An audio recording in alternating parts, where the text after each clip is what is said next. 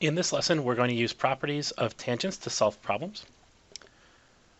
We're going to use the properties that we saw in the previous lesson involving tangents, specifically how we can check to see if a line is a tangent in the first place, and use that to that knowledge to set up and to figure out some things about these circles. In this first example, we're looking for the radius of the circle. We know in this diagram that P is a point of tangency, meaning that point P is the point where a tangent, namely this segment PQ, is tangent to the circle. A segment being tangent to the circle means that this segment is a part of a line that if you extended it would be tangent to the circle. So we saw earlier that if a line is tangent to a circle, that means it's if you draw a radius from the center to that point of tangency, that radius is perpendicular to the tangent. So what this means is that there is a right angle in here. Is that the tangent makes a right angle, or is perpendicular to, with the radius.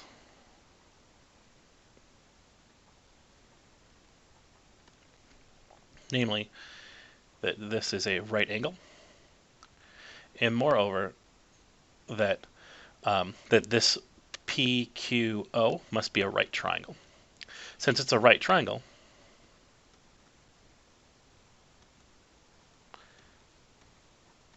then the Pythagorean theorem applies.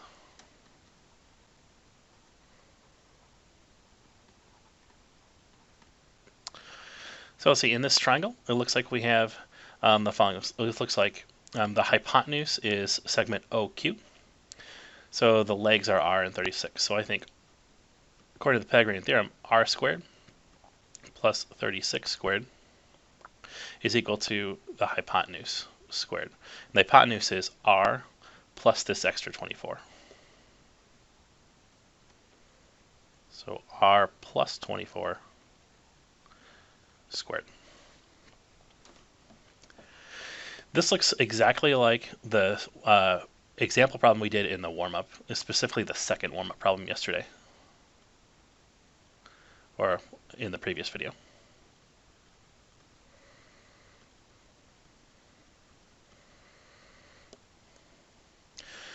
So to solve this, let's square 36.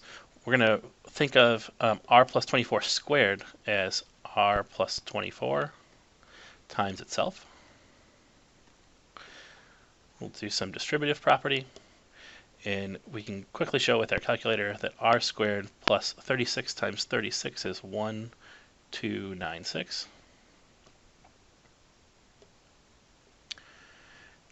R times r is r squared plus 24r plus 24r. 24 times 24 is 576. Just as before, we can combine these two to make 48.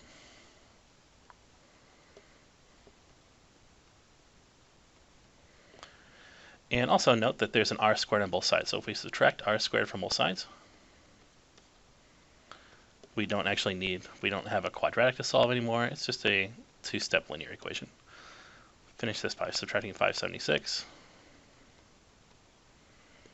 You get 720 is equal to 48r.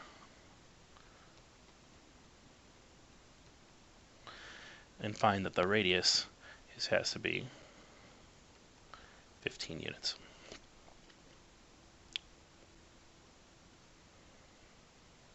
This is the sort of problem you're going to see quite often. You'll see them in the homework assignments and also on future checks for understanding.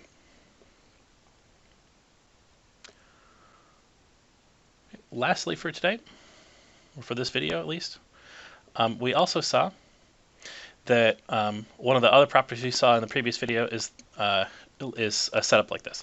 JH is tangent to this circle at point H. So point H is this point of tangency where if this were to extend as a line, H is that singular point where this line hits. Similarly, point K, JK is tangent to the circle at point K, meaning if you were to extend out this line, it still would only hit the circle once, and it would hit it exactly once at point K. Knowing those two facts, we can find the value of x in this case. Again, we recall from yesterday we said that these two segments have to be the same length. You could see that, again, if you drew in radii to each of these points. We know that since they're tangent, that these have to be right angles.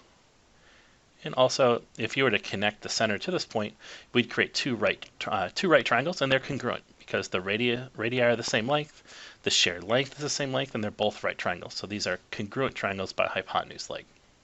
Long story short, these two external segments are the same length, meaning that we can set up, meaning we know that segment JH is the same length or is congruent to segment JK,